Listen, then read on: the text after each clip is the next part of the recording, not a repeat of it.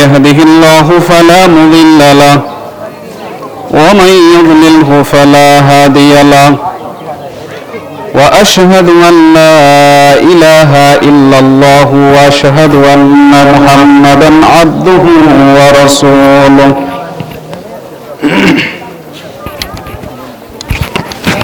الذي أرسله بالحق بشيرا ونذيرا وداعيا إلى الله بإذنه وسراجا منيرا فقد قال الله تعالى في كلامه المجيد والفرقان الحميد أعوذ بالله من الشيطان الرجيم بسم الله الرحمن الرحيم يا أيها الناس اتقوا ربكم الذي خلقكم من نفس واحدة وخلق منها زوجها وبث منهما رجالا كثيرا ونساء واتقوا الله الذي تساءلون به والأرحام إن الله كان عليكم رقيبا أما بعد فأعوذ بالله من الشيطان الرجيم اتل ما أوحي إليك من الكتاب اتل ما أوحي إليك من الكتاب وأقيم الصلاة إن الصلاة تنهى عن الفحشاء والمنكر ولذكر الله أكبر والله يعلم ما تصنعون قال النبي صلى الله عليه وسلم من ترك صلاة متعمدا فقد كفر সকল প্রশংসা যাবতীয় গুণগান আল্লাহ সুবহানাহু ওয়া তাআলার জন্য, যার অশেষ মেহেরবানিতে আজকে আমরা ঈদ উল ফিতর এর সালাত এখানে মুসলিম জনগোষ্ঠী একত্রিত হয়ে জামাতের সাথে সালাত আদায় করতে পারলাম। 30টা সিয়াম সাধনা রেখেছি। আল্লাহ তাআলা আমাদের এ পর্যন্ত অনেকের চাইতে ভালো রেখেছেন, সুস্থ রেখেছেন, বিপদ মুক্ত রেখেছেন, অনেক দয়া করেছেন, নিয়ামত দান করে চলেছেন। সেই মহান রব্বুল আলামিনের দরবারে শুকরিয়া জানাই, আলহামদুলিল্লাহ। রাসূলের উপর দরুদ বর্ষিত হোক, যার উপরে একবার দরুদ পাঠ করলে 10 বার তার উপরে রহমত নাজিল করা হয়, 10টি গুনাহ মাফ করে দেওয়া হয়, 10টি মর্যাদা বৃদ্ধি করে দেওয়া হয়। আমরা সবাই দরুদ ইব্রাহিম পাঠ করি। আল্লাহুম্মা সাল্লি আলা মুহাম্মদ ওয়া আলা আলি মুহাম্মদ কামা সাল্লাইতা আলা ইব্রাহিম ওয়া আলা আলি ইব্রাহিম ইন্নাকা হামিদুম মাজিদ। আল্লাহুম্মা বারিক আলা মুহাম্মদ ওয়া আলা আলি মুহাম্মদ কামা বারাকতা আলা ইব্রাহিম ওয়া আলা আলি ইব্রাহিম ইন্নাকা হামিদুম মাজিদ। সম্মানিত মুসল্লিবৃন্দ, আলোচনা বেশি সময় ধরে করব না, যেহেতু খুতবা সালাতের পরে, সেহেতু আপনারা সালাতের বাধ্যকতা না থাকার কারণে অনেকেই চলে যাচ্ছেন। এই খুতবার মধ্যে দোয়া আছে, এই খুতবার মধ্যে রহমত আছে, নসিহত আছে, উপদেশ আছে, জীবন চলার দিক নির্দেশনা রয়েছে।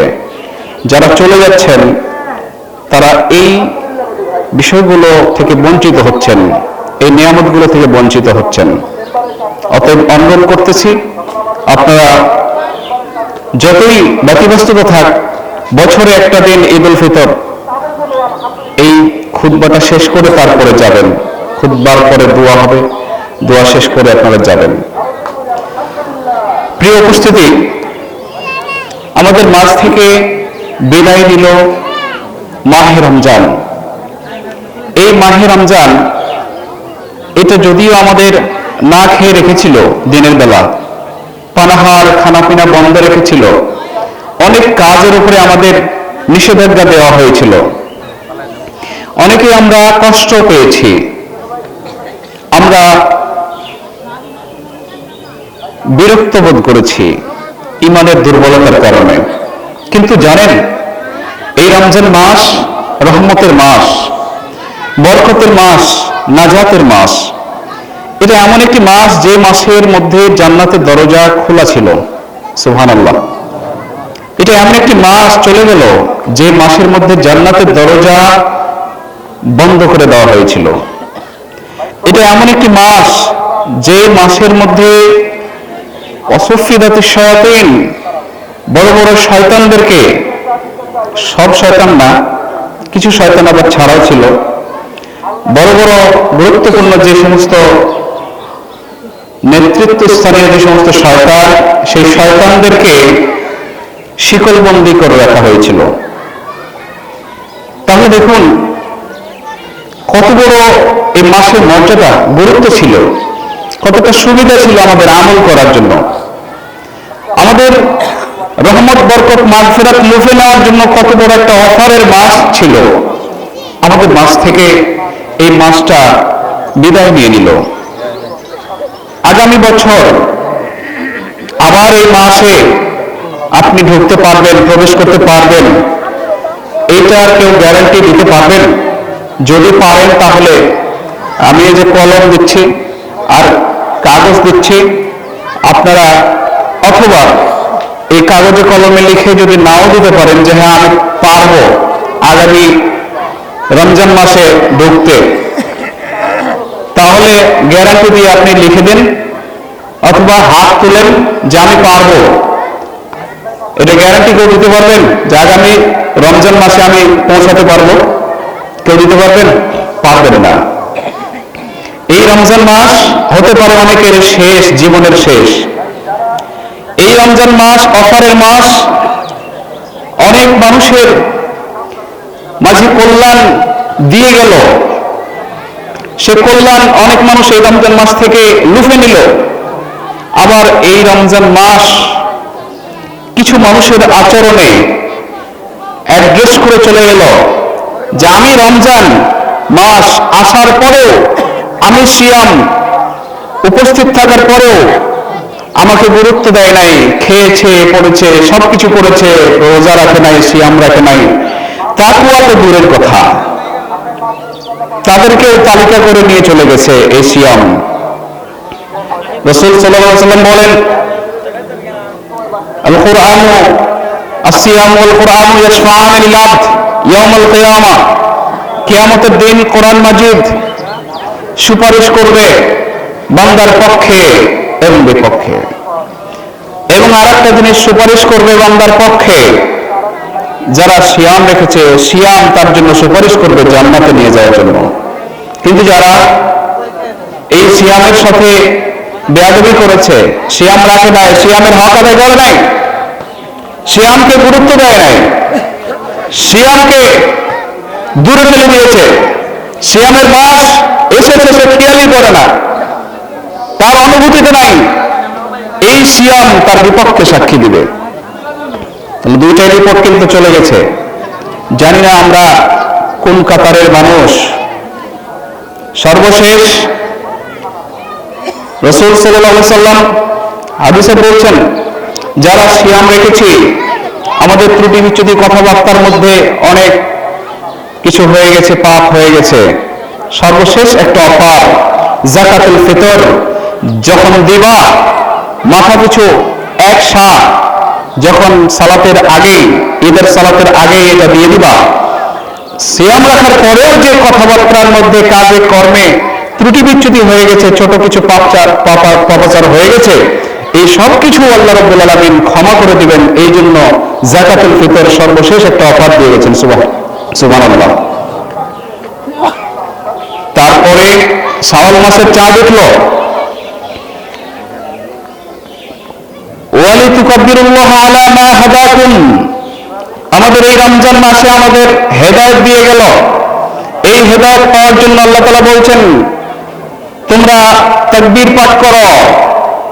আমরা শাওয়াল মাসের চাঁদ দেখার পরে তাকবীর পাঠ করেছি, আল্লাহু আকবার আল্লাহু আকবার, আল্লাহ মহান আল্লাহ মহান, লা ইলাহা ইল্লাল্লাহ, আল্লাহ ছাড়া প্রকৃত অর্থে সত্যিকার অর্থে কোন ইবাদত পাওয়ার যোগ্য ইলাহ নেই। আবারও বলি আল্লাহ তুমি মহান, আল্লাহ তুমি মহান, ওয়ালিল্লাহিল হামদ, এবং সকল প্রশংসা তোমার জন্য। এইভাবে আমরা তাকবীর পাঠ করলাম, সালাত আদায় করলাম ঈদুল ফিতরের।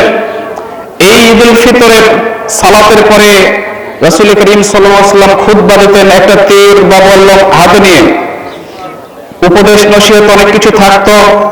শেষখানে আল্লাহর নবী সাল্লাল্লাহু আলাইহি ওয়াসাল্লাম দানের জন্য বলতেন, বিশেষ করে মা বোনদের কাছেও গিয়ে, তখন তো এরকম মাইক্রোফোন ছিল না, মাইক ছিল না, মা বোনদের কাছে গিয়ে বেলাল রাদিয়াল্লাহু তাআলা মুয়াজ্জিন ছিলেন, তাকে সাথে করে নিয়ে মা বোনদের পর্দার বাইরে থেকে তাদেরকে নসিহত করতেন আলাদাভাবে, যেহেতু তারা শুনতে পেত না, মুখে কথা ছিল। তাদেরকে বলতেন, হে মা বোন, আপনাকে বলছি আমি যখন জান্নাত দেখেছি তখন জান্নাতের অধিকাংশ অধিবাসী ছিল গরিব, অসহায়, নরম সরম মানুষ, সরল মানুষ। যখন জাহান্নাম দেখেছি, ইত্তলাতু ফিন নার ফারাআইতু আহলিহান নিসা, যখন আমি জাহান্নাম দেখেছি তখন আমি দেখেছিলাম জাহান্নামের অধিকাংশ অধিবাসী নারী।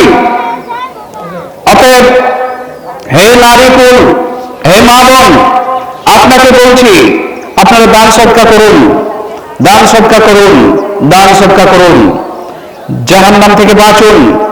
খেজুরের একটা আঁটি অথবা তার একটু আঁশ দিয়ে হলেও, আপনার কিচ্ছু নাই, এক টুকরা খেজুর আছে, সেই খেজুরের আঁটিটা দিয়ে হলেও আপনি জাহান্নাম থেকে বাঁচুন।